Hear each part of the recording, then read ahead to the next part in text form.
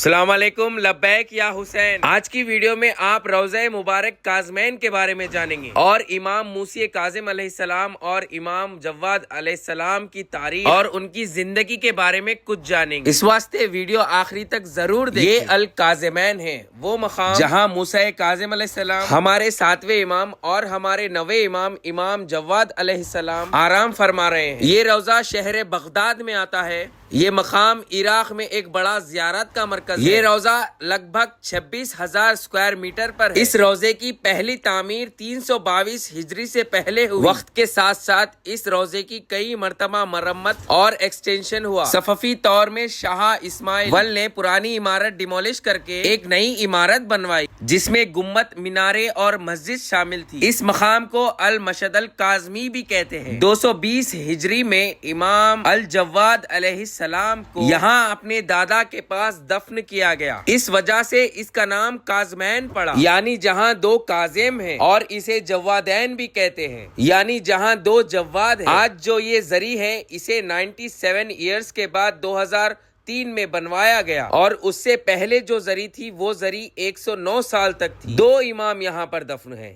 امام موسی کاظم اور امام جواد علیہ السلام۔ ہمارے 7ویں امام امام موسیٰ بن جعفر کی ولادت 7 صفر 128 ہجری کو ہوئی۔ آپ کا لقب الکاظم اور باب الحوائج ہے۔ آپ کا دور امامت 35 سال کا تھا، جو عباسی خلیفہ المنصور، ہادی، مہدی اور ہارون الرشید کی حکومت کا تھا۔ امام الکاظم کا دور آپ کے شیعوں کے لیے بڑا تخیہ کا دور تھا، مگر آپ نے عباسی خلیفاؤں کے دربار میں علمی مقابلے یہودی، آپ نے اپنے دور میں مختلف علاقوں میں اپنے وکیل مقرر کیے۔ آپ کے دور میں شیعہ فرقوں میں بھی کئی اختلاف پیدا ہوا، جیسے اسماعیلیہ، فتحیہ، نسو نغوزیہ، اور شہادت کے بعد واقفیہ فرقہ بنا۔ شیعہ اور سنی دونوں روایتوں میں آپ کی عبادت، صبر اور سخاوت درج ہے۔ آپ کو الکاظم اور عبد الصالح کے لقبوں سے بھی یاد کیا جاتا ہے۔ سنی علماء بھی آپ کو دین کا بڑا عالم مانتے تھے اور آپ کی مزار پہ زیارت کے لیے آتے ہیں۔ آپ سے ہزاروں حدیثیں روایت ہوئی، جن کا زیادہ حصہ توحید، ایمان، اخلاق سے متعلق ہے۔ مشہور دعائے دوشن کبیر بھی آپ سے روایت ہے۔ شیعہ سنی دونوں اتفاق سے یہ مانتے ہیں کہ آپ اپنے دور کے سب سے زیادہ عبادت گزار تھے۔ راتوں کو آپ اتنی عبادت کرتے تھے اور اللہ سے اس قدر قریب رہ کے روتے تھے کہ رونے کی وجہ سے آپ کی داڑھی بھیگ جاتی تھی۔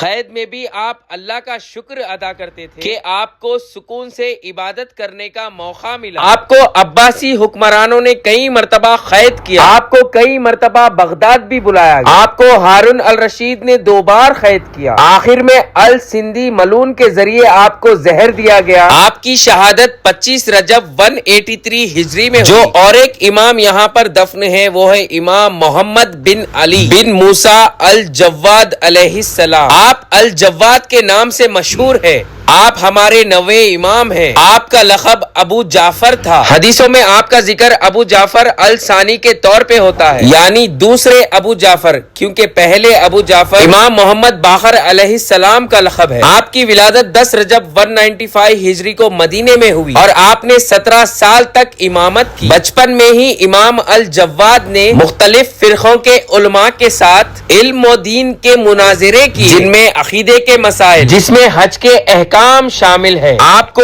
الجواد اور جواد الائمہ کے لقب سے بھی جانا جاتا ہے۔ آپ کا مشہور لقب التقی بھی ہے۔ 203 ہجری میں جب امام رضا علیہ السلام کی شہادت ہوئی، اس وقت آپ صرف 8 سال کے تھے اور آپ نے امامت سنبھالی۔ تاریخی روایتوں کے مطابق آپ سے لگ بھگ 250 حدیثیں روایت ہوئی، جو فقہ، قرآن، تفصیل، دعاؤں اور عصائق کے مسائل پر ہے۔ امام جواد علیہ السلام 2 مرتبہ بغداد آئے۔ عباسی خلیفہ المتعصم نے آپ کو مدینے سے بغداد بلایا۔ آپ نے 5 ذی الحجہ کو 25 سال کی عمر میں شہادت پائی۔ آپ اپنے دادا امام موسیٰ الکاظم علیہ السلام کے قبر کے پاس دفن ہیں۔ آپ کی شہادت کا سبب یہ بتایا جاتا ہے کہ متعصم نے اپنے وزیر کے ذریعے آپ کو زہر دلایا، اور روایتوں میں یہ بھی ہے کہ زہر آپ کی زوجہ ام فضل، جو عباسی خلیفہ مامون کی بیٹی تھی، اس نے دیا۔ آپ 12 امام میں سب سے کم عمر میں شہادت پانے والے امام تھے۔